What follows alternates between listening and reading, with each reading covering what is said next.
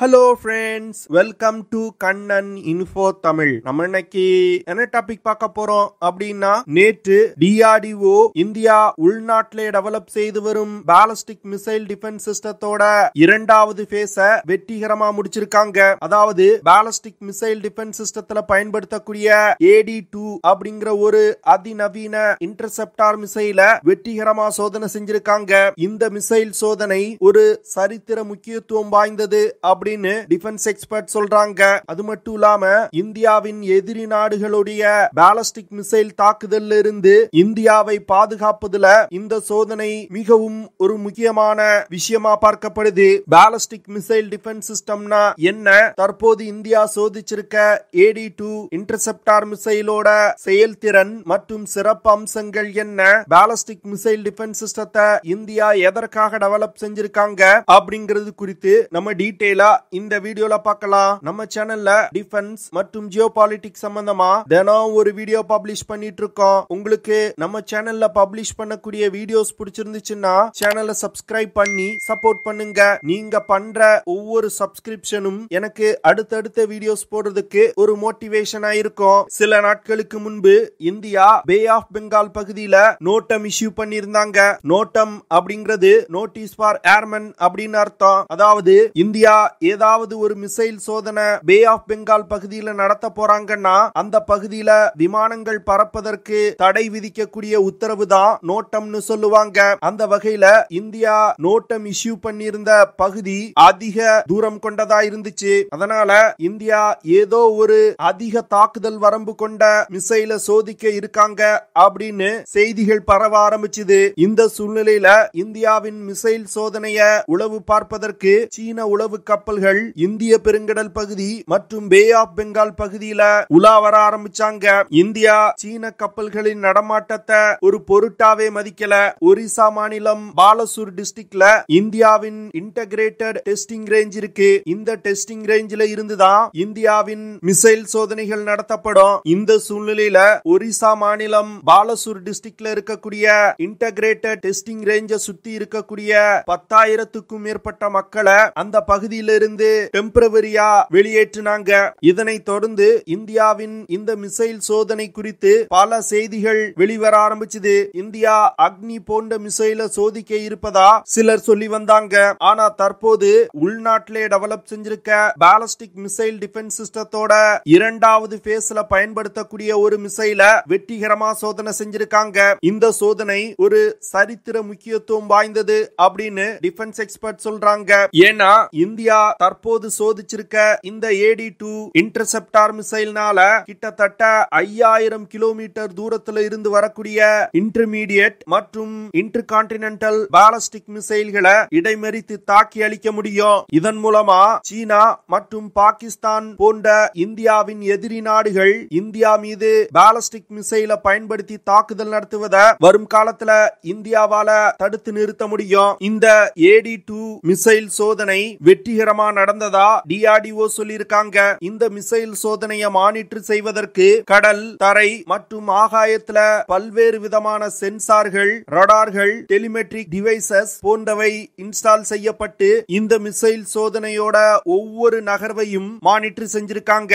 செயற்கையா ஒரு ballistic missile இந்தியாவின் வான் எல்லைக்குள் நுழைவது போன்ற ஒரு சிச்சுவேஷனை கிரியேட் பண்ணி பாலிஸ்டிக் மிசைல் டிஃபென்ஸ் சிஸ்டத்துல உள்ள ரடார்கள் அதை கண்டுபிடித்து கமாண்ட் அண்ட் கண்ட்ரோல் ஸ்டேஷனுக்கு அனுப்பி இன்டர்செப்டார் மிசைல வெற்றிகரமா லான்ச் செய்ய வச்சிருக்கு. லான்ச் செய்யப்பட்ட இன்டர்செப்டார் மிசைல் வெற்றிகரமா வரக்கூடிய பாலிஸ்டிக் மிசைல தாக்கி அழிச்சிருக்கு. இந்தியா தற்போது சோதிச்சிருக்க AD2 interceptor missile Exo atmospheric missile அப்படின்னு சொல்லப்படுது. அதாவது எக்ஸோ அட்மாஸ்பியரிக் மிசைல் அப்படிங்கிறது பூமியோட வளிமண்டலத்தோட அப்பர் மோஸ்ட் ரீஜியன் அப்படின்னு சொல்லலாம். அதாவது வளிமண்டலத்தோட மேல் பகுதியில் இருக்கக்கூடிய மிசைல்களையும் இந்த AD2 மிசைல்னால தாக்கி அளிக்க முடியும். இந்த பாலிஸ்டிக் மிசைல் டிஃபென்ஸ் ஷீல்ட் திட்டத்தை 2000வது வருடத்துல திரு அடல் பிஹாரி வாஜ்பாய் அவர்களின் அரசாங்கம் பவர்ல இருக்கும் பொழுது தொடங்கப்பட்டது. அதாவது 2000ல இந்தியா மற்றும் பாகிஸ்தானுக்கு இடையில் கார்கில் யுத்தம் நடந்தது.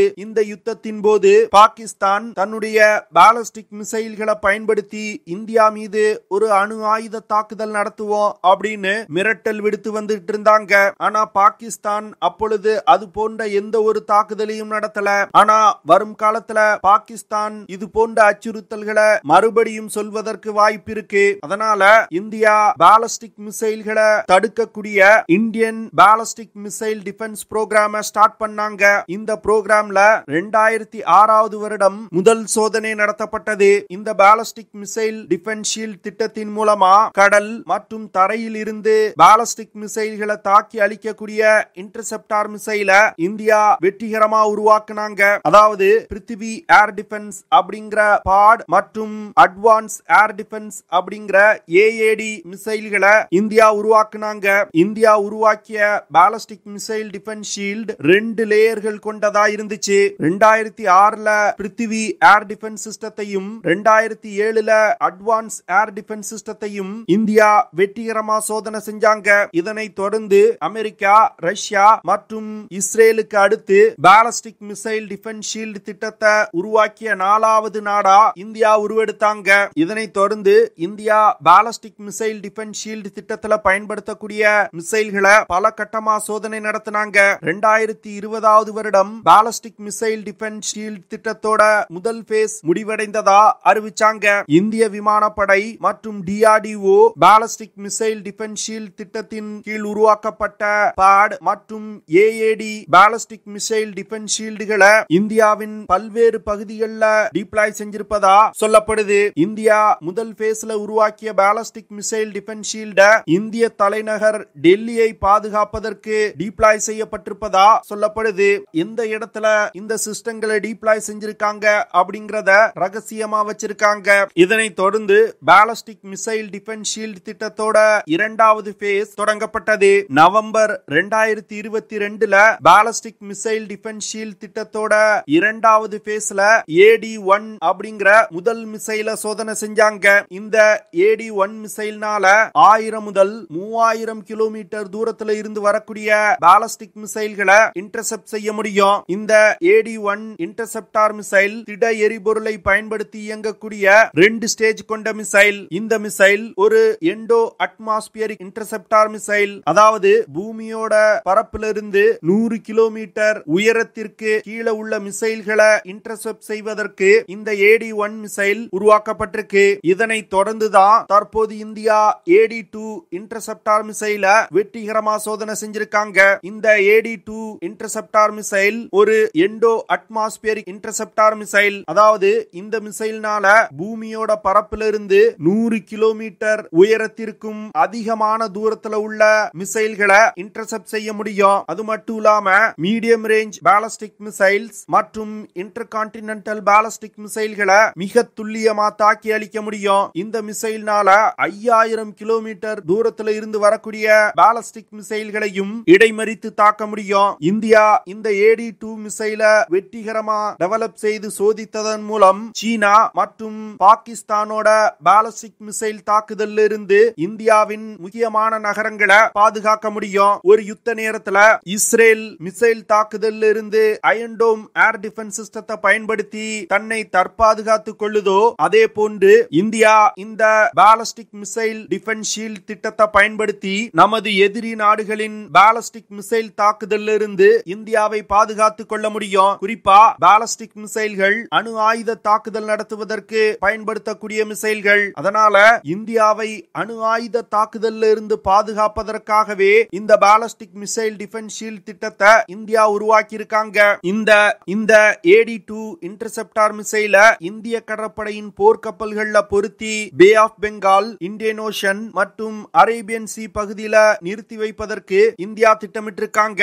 இந்த பாலிஸ்டிக் மிசைல் டிஃபென்ஸ் ஷீல்ட் ஒரு நெட்வொர்க் சென்ட்ரிக் வார்ஃபேர் திறன் கொண்ட சிஸ்டம். இந்த பாலிஸ்டிக் மிசைல் டிஃபென்ஸ் ஷீல்ட்ல ரடார்கள், கமாண்ட் அண்ட் கண்ட்ரோல் ஸ்டேஷன்ஸ், சென்சார்கள் மற்றும் லான்ச்சர்கள் அப்படின்னு பல்வேறு சிஸ்டங்கள் இருக்கு. இந்த அனைத்து சிஸ்டங்களும் ஒருங்கிணைந்து செயல்பட்டு இந்தியாவை நோக்கி வரக்கூடிய பாலிஸ்டிக் மிசைல்களை தாக்கி அளிக்கும். இந்த பாலிஸ்டிக் மிசைல் டிஃபென்ஸ் ஷீல்ட பயன்படுத்தி குறைவான உயரத்துல பறக்கக்கூடிய விமானங்கள், க்ரூஸ் மிசைல் போன்ற டார்கெட்டுகளையும் தாக்கி அளிக்க முடியும். AD-2 இன்டர்செப்டார் மிசைல் சோதனையை வெற்றிகரமா நடத்தியதற்கு இந்தியன் டிஃபென்ஸ் மினிஸ்டர் திரு ராஜ்நாத் சிங் அவர்கள் வாழ்த்து வாழ்த்து தெரிவிச்சிருக்காரு. இந்த சோதனை மூலமா இந்தியாவுடைய பாலிஸ்டிக் மிசைல் டிஃபென்ஸ் ஷீல்ட் திட்டத்தோட செயல்திறன் என்ன அப்படிங்கறத உலகிற்கு இந்தியா உணர்த்தியிருக்கு. இந்த பாலிஸ்டிக் மிசைல் டிஃபென்ஸ் ஷீல்ட் ஒரு யுத்த நேரத்துல இந்தியாவை அணு ஆயுத தாக்குதல்ல இருந்து பாதுகாப்பதற்கு மிகப்பெரிய அளவுல உதவி செய்யும். வரும் காலத்துல இந்தியா சீனா மற்றும் பாகிஸ்தானுடன் ஒரு 2 ஃப்ரண்ட் வார சந்திக்க வேண்டிய நிலை ஏற்படலாம். அப்பொழுது சீனா மற்றும் பாகிஸ்தான் இந்தியாவின் 2 திசைகள்ல இருந்து இந்தியா மீது பாலிஸ்டிக் மிசைல்களை ஏவி அணு ஆயுத தாக்குதல் நடத்துவதற்கு வாய்ப்பு இருக்கு. அப்பொழுது இந்தியா உருவாக்கி இருக்க இந்த பாலிஸ்டிக் மிசைல் டிஃபென்ஸ் ஷீல்ட் இந்தியாவை ஒரு அணு ஆயுத தாக்குதல்ல இருந்து பாதுகாக்கும். India ballistic missile defence shield திட்டத்தோட முதல் பேஸ வெற்றிகரமா உருவாக்கி இந்திய தலைநகர் மற்றும் பிரதான நகரங்களை பாதுகாப்பதற்கு டிப்ளாய் செஞ்சிட்டாங்க. தற்போது இரண்டாவது பேஸ்ல பயன்படுத்தக்கூடிய இன்டர்செப்டார் மிசைல்களையும் வெற்றிகரமா சோதிச்சு முடிச்சிட்டதனால இன்னும் கூடிய விரைவில் பாலிஸ்டிக் மிசைல் டிஃபென்ஸ் ஷீல்ட் திட்டத்தோட இரண்டாவது பேஸையும் இந்தியா வெற்றிகரமா முடிப்பாங்க அப்படின்னு எதிர்பார்க்கப்படுது. இரண்டாவது பேஸ இந்தியா வெற்றிகரமா முடிச்சாங்கன்னா இந்தியாவுடைய பாலிஸ்டிக் மிசைல் டிஃபென்ஸ் ஷீல்ட் 2 லேயர்கள் கொண்டதா இருக்கும். இதன் மூலமா இந்தியா மீது எந்த நாடும் அவ்வளவு எளிதா ஒரு அணு ஆயுத தாக்குதல் நடத்திட முடியாது. ஓகே ஃப்ரெண்ட்ஸ், நம்ம வீடியோவோட நிறைவு பகுதிக்கு வந்துட்டோம். இதெல்லாம் தான் நான் உங்ககிட்ட ஷேர் பண்ணணும் அப்படின்னு நினைச்ச விஷயங்கள். ஐ ஹோப் நான் ஷேர் பண்ண விஷயங்கள் உங்களுக்கு பிடிச்சிருக்கும் நினைக்கிறேன். அப்படி பிடிச்சிருந்துச்சுன்னா ஷேர் பண்ணுங்க, லைக் பண்ணுங்க, கமெண்ட் பண்ணுங்க. மறக்காம நம்ம சேனலுக்கு சப்ஸ்கிரைப் பண்ணுங்க. அப்படியே அந்த பெல் நோட்டிபிகேஷனை கிளிக் பண்ணி ஆல்ங்கிற ஆப்ஷனை எனேபிள் பண்ணிக்கங்க. See you in the next video. Jai Hind.